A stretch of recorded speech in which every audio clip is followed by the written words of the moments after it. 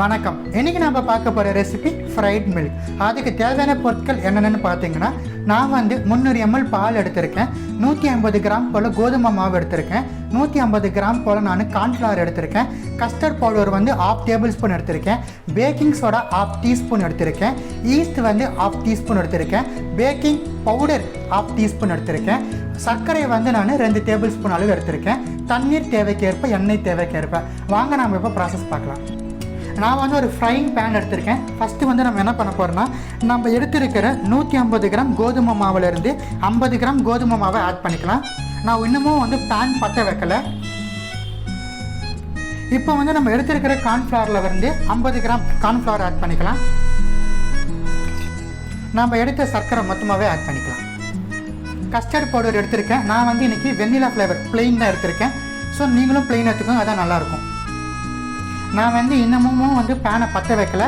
இது எல்லாமே நல்லா கலந்து வைக்கலாம். இப்போ நம்ம எடுத்து வச்சுருக்கிற 300 ml பால், இது நம்ம திக்கான மில்க் எடுத்திருக்கேன். ஸோ திக்கான மில்க்கை நம்ம ஆட் பண்ணிடலாம். நல்லா கலந்து வச்சுட்டு நம்ம அடுப்பை பற்ற வைக்கலாம். நல்லா கலந்து வச்சுட்டோம். இந்த ஸ்டேஜில் நம்ம அடுப்பை பற்ற வச்சுக்கலாம். இப்போ தான் நம்ம அடுப்பை பற்ற வைக்கணும். அடுப்பு ஹை ஃப்ளேமில் இருக்கக்கூடாது. நான் லோ ஃப்ளேமில் தான் வச்சுருக்கேன். ஸோ நம்ம கண்டினியூஸாக ஸ்டீர் பண்ணிகிட்டே இருக்கணும், கலந்து வச்சுட்டே இருக்கணும் நம்ம. ஸோ நான் உங்களுக்கு பதம் வந்ததுக்கப்புறமா எப்படி இருக்குன்னு காட்டுறேன்.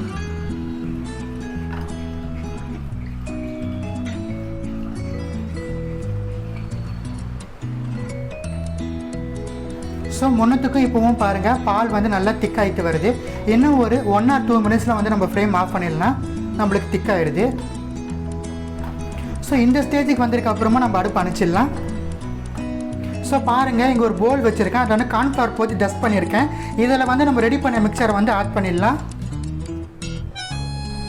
ஸோ நம்ம செட் பண்ணிட்டோம். இது நம்மளுக்கு மினிமம் 5 hours போல் நம்மளுக்கு ஃப்ரீசரில் வச்சு நம்ம ஃப்ரீஸ் பண்ணணும். ஸோ இப்போ நான் எடுத்துகிட்டு போயிட்டு ஃப்ரீசரில் வச்சிடுறேன். 5 hours கழித்து நம்ம பார்ப்போம் ஃபர்தர் ப்ராசஸ். ஸோ பாருங்கள், நம்ம செட் பண்ண அந்த பால் நல்லா 5 hours போல் ஃப்ரீஸ் ஆகிடுச்சு. இப்போ இதை நம்ம கட் பண்ணி எடுத்துக்கலாம். ஸோ பாருங்கள், நம்ம மில்கை கட் பண்ணிட்டோம். இப்போ இது ஃப்ரை பண்ண தயாராக இருக்குது. இப்போ நம்ம டிப் ரெடி பண்ணிடலாம். ஸோ ஒரு போல் எடுத்துருக்கேன். அதில் நம்ம ரிமைனிங் எடுத்து வச்ச வீட் ஃப்ளவர் ஆட் பண்ணிடலாம். ரிமைனிங் எடுத்து வச்ச கார்ன்ஃப்ளவர் ஆட் பண்ணிடலாம். பேக்கிங் சோடா ஆட் பண்ணிடலாம்.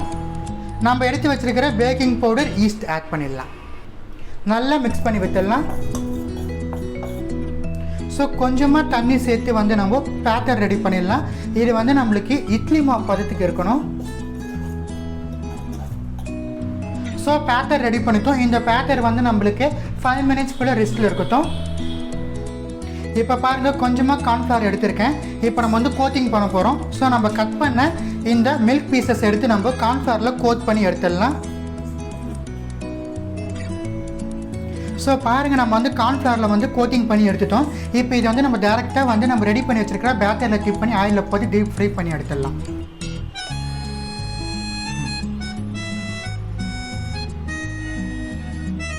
ஸோ பாருங்கள், இப்போ நம்ம டிப் பண்ணிட்டோம். டேரெக்டாக நம்ம ஆயிலில் விட்டுடலாம். ஸோ ஒவ்வொரு பீஸும் வச்சு டிப் பண்ணி நம்ம ஆயிலில் விடணும்.